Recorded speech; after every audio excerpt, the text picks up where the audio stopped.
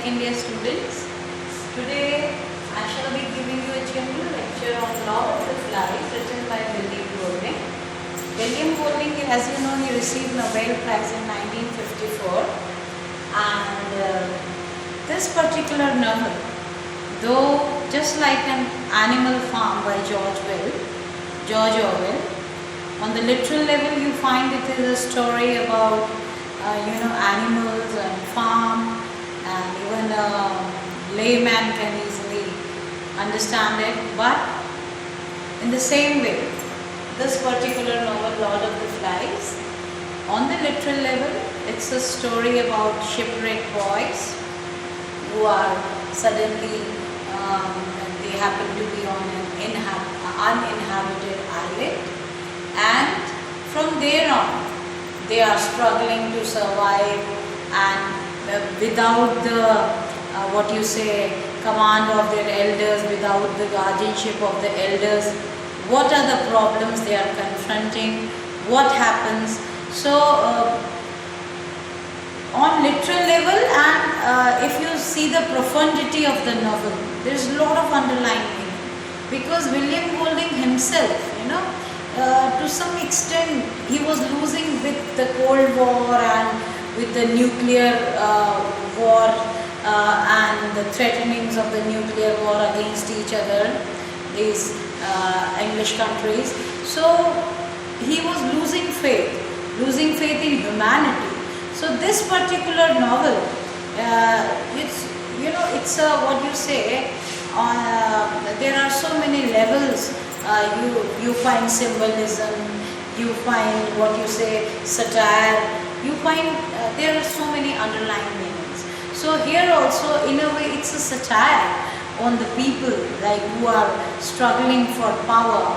So and he very well presents it with the small teenager boys who represent the savagery also, and who try to represent administration also, who try to represent civilization also. So even the characters, they are highly symbolic. Each character is symbolic. For example, Ralph is the main protagonist of the novel, and compared to Jack, Ralph is a boy who wants that they all, because they are here where there is no guidance by their elders, they are alone on this island. So he takes the responsibility as a leader. He wants to save all the little ones. So he is the one who gives duties to all other boys, that under his commandership, he tells that Jack and other boys along with him, they are given the work of lighting the fire. So whenever any ship or any plane passes by, they happen to be rescued. But these duties are not very well managed by Jack and the other little ones, because they are more interested in violence and destroying and playing. So they are unlike Ralph. Along with Simon, along with Piggy, he wants to save all these boys. So he wants to make huts for them, and because I have already discussed first and second chapter in detail with you, so what I am telling you in the third chapter. So today mainly my point will be on the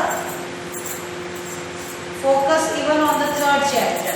So in third chapter, what happens is we find that Jack is also being given order to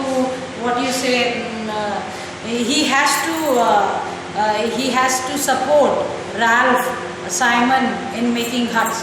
So he doesn't take any interest, whereas always he says that all other boys, they want meat, they want other food items.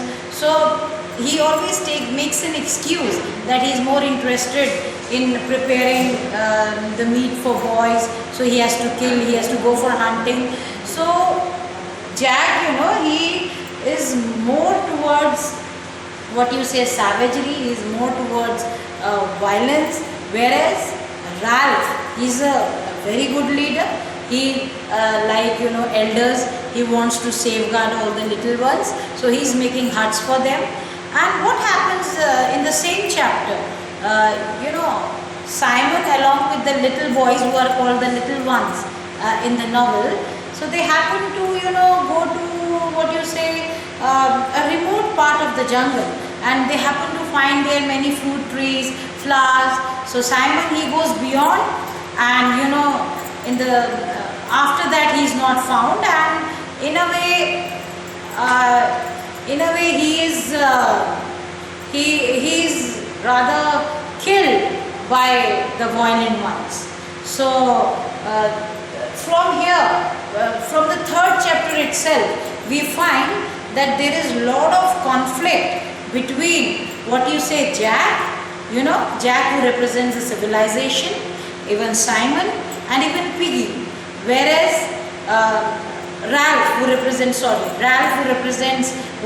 civilization, and Jack who is representing all savagery on the other hand. So both, now we find from the 3rd chapter onwards, we find there is a lot of conflict between these two ones. But still we have a lot of faith. We have a lot of faith in Ralph and his methods of little ones to be rescued, making huts. So still we have a lot of faith in civilization. So when I am discussing the 3rd chapter with you, what I would like to, though both of we are shown that Jack and Ralph, they both take bath in lagoon, but they there is also, Jack doesn't like that Ralph is the reader, he is blowing the conch shell, and he represents he's the commander, so he doesn't like that. He wants to become the real commander, but Ralph knows that nobody is safe under Jack. So what I would like to here discuss with you today is that the Lord of the Flies, the title of the novel, that is very, very remarkable. So physically the Lord of the Flies is the pig head that Jack, Roger and the hunters mount on a sharpened stick and leave as an offering for the beast. The head is described as dripping blood and attracting a swarm of buzzing flies. When the Lord of the Flies speaks to Simon, we can assume that his voice is a hallucinatory effect of Simon's disintegrating mental state. The Lord of Flies suggests to Simon that the boys will be their own undoing. And we have started with the death of Simon, we have understood that. And Simon loses consciousness after the episode and is killed later that night. That we will come to know later on in the 4th and 5th chapter, which I will be discussing tomorrow. Later when Roger and Jack go to hunt and kill Ralph, they imply that they will repeat their offering to the beast using Ralph's head this time. See the grudge against Ralph. Jack is having so much of grudge. So this point is the most remarkable point here. Symbolically, the Lord of the Flies represents the evil inside each one of the boys on the island. That's why, I just told you that William Golding had lost faith, in humanity. So, Lord of the Flies, when he wrote Lord of the Flies, so symbolically, as I told you, it shows a lot of, it represents negativity. Okay, but we don't have to get disheartened, because at the end of the novel, which I will just pinpoint to you, that Ralph is rescued because he represents civilization. So the novel ends with quite an optimistic note. So tomorrow I shall be discussing with you the 4th chapter, 4th and 5th chapter. Thank you for the listening.